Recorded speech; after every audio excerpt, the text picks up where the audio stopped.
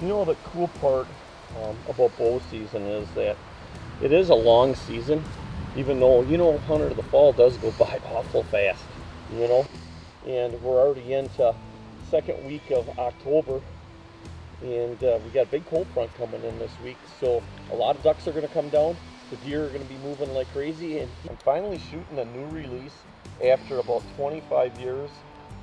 It's hard to break them old habits, but I was consistently shooting inconsistent. Let's put it that way. But now I'm back on the game.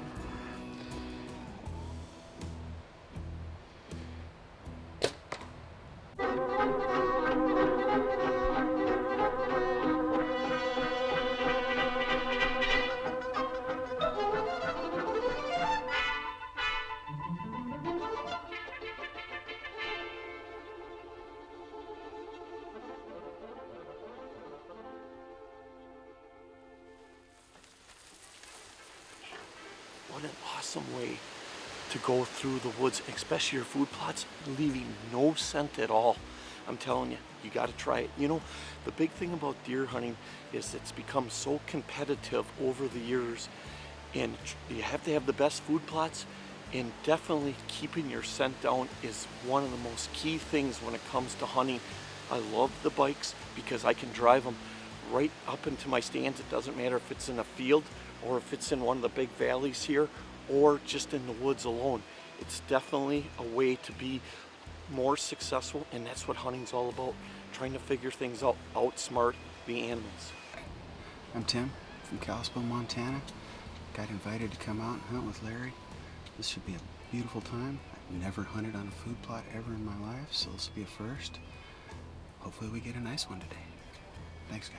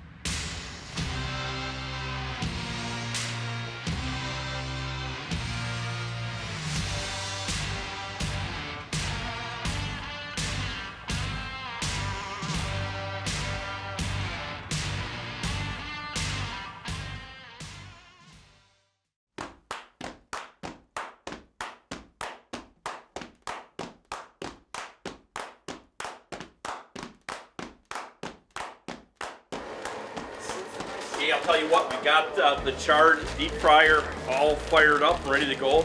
I love this thing because it works out really good. It's kind of nice because at home my wife always gets a little bit fussy when I'm cooking fish or frying things in the house, so I can just put it outside on the deck. Here it works out really good at deer camp, and I love how fast it heats up too.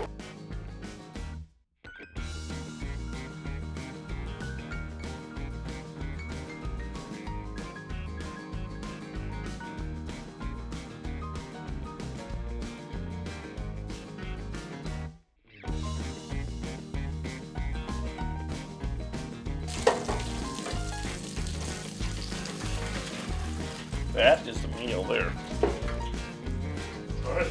All right, guys, come on. Time to chow, chow, chow.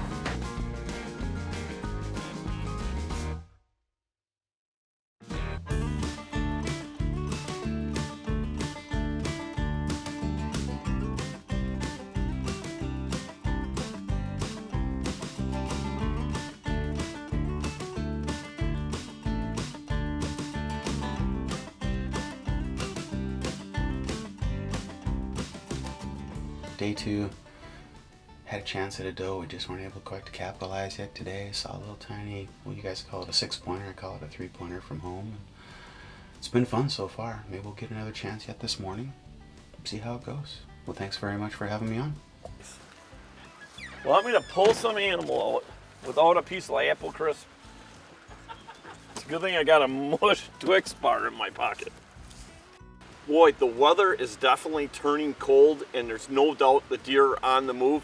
And Reuben, the only guy that doesn't have a camera with him this morning, you took a shot at a pretty nice buck. Yeah, so it's been about 2.5 hours since I made the shot. But you know, with any kind of marksmanship, it's all about seeing exactly what you need to see before you break the shot, and making sure that it's at a distance that you're confident, you're able to ethically make that shot and put the animal down quick. And you know, while I'm not exactly sure how big of a buck it is, I know that the arrow went where it needed to.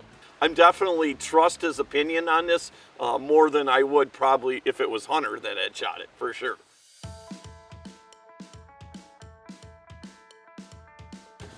All right, so we had a buck that came in and bedded down behind me, and I made a super solid shot on it.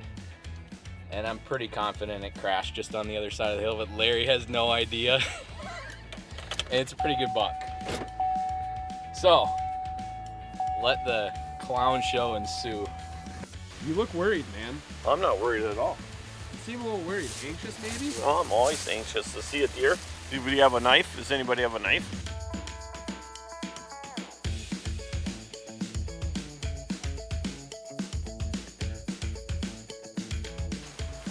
Oh, I see that one. Yep, that one I can see.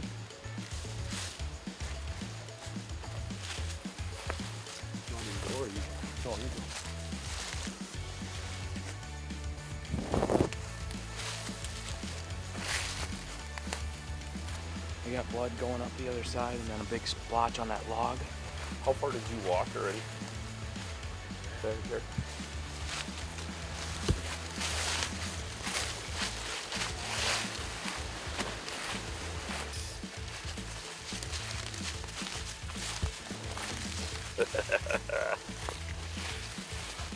Nice.